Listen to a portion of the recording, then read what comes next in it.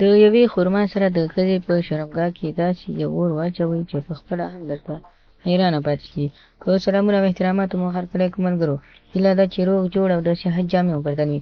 د نظر د شریکولو نه وړاندې وایم، که زموږ چینل مو نه وي سبسکرایب کړی، نو زموږ چینل سبسکرایب کړئ، په خوا کې ورسره د بغوي نشان ووهئ، تر څو زموږ راتلونکي ویډیوګانې په اسانۍ سره وکتلی شئ. مننه. لکه څنګه چې موږ تاسو ته په مخکې ویډیو کې هم دا وینا کړې وه چې تاسو د کرونا یا هم کووید-19 څخه څنګه ځان وساتئ او څنګه کولی شو چې دغه مرض مخنیوی وکړو. تاسو کولی شئ چې دغه 3 طریقې استعمال کړئ، چې لومړۍ طریقه تاسو کولی شئ په لاسونو دستکشې خولې ته ماسک واچوئ. دوهم، تاسو د لیمو په واسطه هم کولی شئ دغه مرض څخه مخنیوی وکړئ.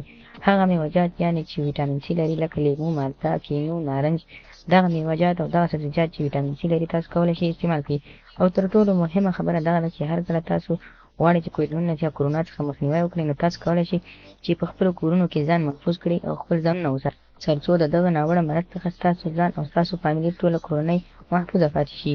نو کله چې کور کې پاتې شئ، نو تاسو کولی شئ خپل عبادت وکړئ، الله ته ورونه وکړئ، تر څو د دغه ناوړه مرض څخه موږ تاسو د همیش لپاره دغه ټول ملت مسلمان چې هر مسلمان وي ترېنه خلاص شي، چې په نړۍ په هر کونج کې وي باید له دغه مرض څخه خلاص شي، تر څو دغه مرض ورک شي او د مسلمانان ترېنه په عذاب ترېنه خلاص شي.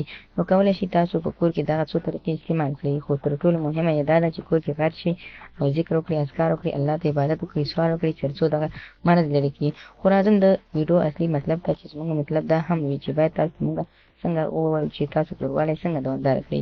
تاسو کولی شئ چې خرما او شات استعمال کړئ. د میاشتې په ترڅ کې تاسو یو میاشت پوره دغه طریقه استعمال کړئ چې شات او خرما استعمال کړئ. د سهار لخوا په نهاري یعنې 2 تر 3 کاشوغو پورې استعمال کړئ، چې 10 دانې خرما وي او 3 کاشوغو پورې یعنې جوړه شي، او 2 کاشوغې عسل یعنې ګبین هم ورسره میکس کړئ، تر څو ستاسو قوت 2 چنده زیات شي. بیا کولی شئ د میاشتې ترڅ کې تاسو دغه استعمال کړئ او بیا یې نتیجه د میاشتې اخر کې وګورئ. خدای دې وکړي ملګرو چې زموږ د ویډیو څخه غلط مطلب هم وانه کړئ. زموږ ویډیو لایک کړئ، شیر کړئ او زموږ چینل هم سبسکرایب کړئ.